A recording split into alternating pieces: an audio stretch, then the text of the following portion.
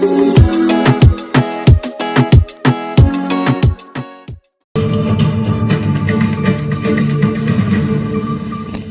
right, we've got some sad breaking news to report about the 4 U.S. citizens who were abducted in Mexico last Friday.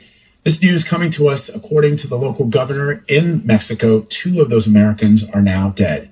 The group was kidnapped by a cartel in a northern border city.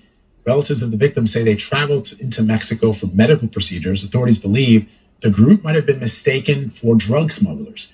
CBS News correspondent Omar Villafranca is in Brownsville, Texas. That's just over the border where those Americans were kidnapped. Omar, thanks for joining us on such short notice. What can you tell us about what the governor in that state of Mexico has said? And I want to add a little bit to that attribution, Vlad. It was the governor of Tamaulipas and also the attorney general of Tamaulipas have both reported that 2 of the 4 Americans, as you mentioned, who were kidnapped, were killed. Another one of those, the third American, was injured. We do not know the condition of that American, and another one was not hurt. Now, here's what we're trying to figure out.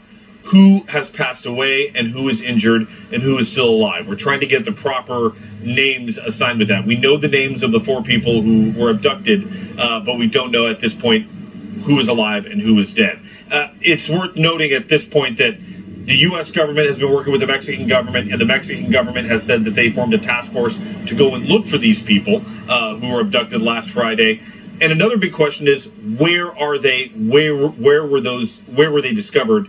We don't know yet. We're trying to figure out the condition of the people who are still alive and where they are and if they are in safe hands. A lot of unanswered questions, but unfortunately the information we do know is not good. 2 have passed away, 1 injured. Has the White House or the State Department commented at all about this? Right now, they're probably listening. The president of Mexico, AMLO, speaks, kind of in a briefing type setting, and some of that information came out in the president's briefing. We're waiting to get any response from the White House and the State Department and the FBI to see if, and from family members of these folks from North and South Carolina, trying to see if we can get any reaction from them and find out what happens next.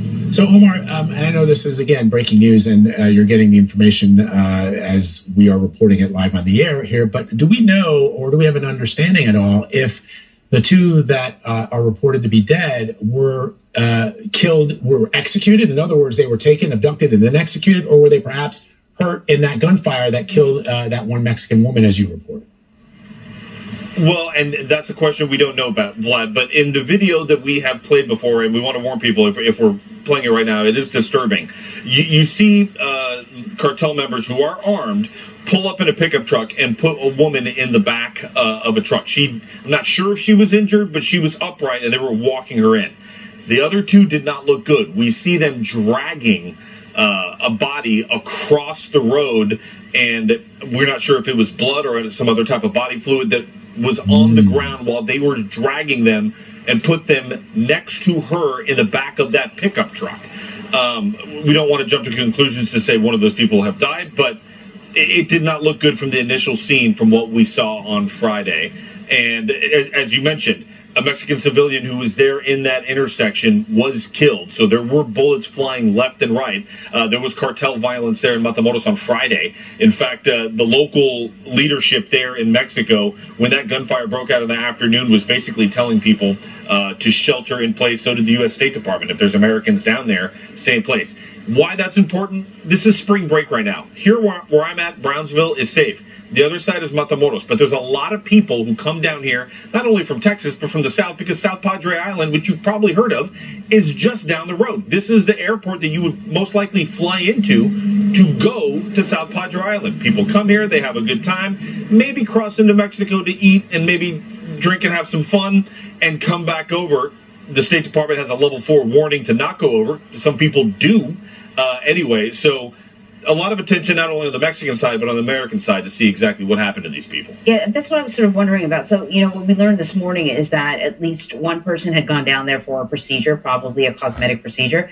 I mean, that happens quite a lot. But in various places. But I wondered about how frequently it happened in this area, in this town. Is this an area that's known for plastic surgery procedures, or was this like a sort of an odd thing? No, I mean, you're in a part here in Matamoros is a town of more than 500,000 people, and there are doctors there. On the other side, you have the border towns you have Brownsville, you have McAllen here. That's a big city where they can go to. Look, there's a lot of people, and I'll be honest, I grew up in San Antonio. We would go to Laredo, cross over into Nuevo Laredo, and you could go to a drugstore over there. You could get simple, amoxicillin. All my tias, all my grandmas wanted the retinol to put on their face. They wanted the cheaper medical stuff that they could get without a prescription. Nothing nefarious, but you could get it cheaper, and it was readily available over there.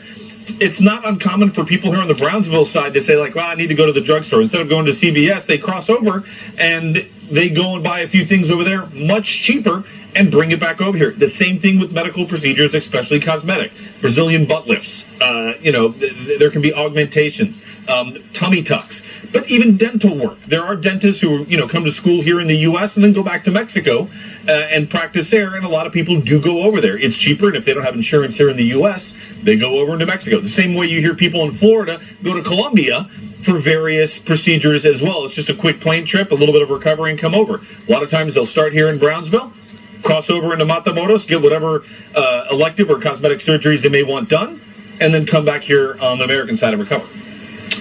Omar, so how is I guess this is going to be sort of an interesting question, but how is the governor getting this information if we are to believe that these kidnappings and ultimately this killing was carried out by a cartel? So how would the governor and the attorney general be privy to this information? What are I'm guessing they probably know some things that they haven't shared with the media yet, but I'm trying to understand how the flow of information works in Mexico.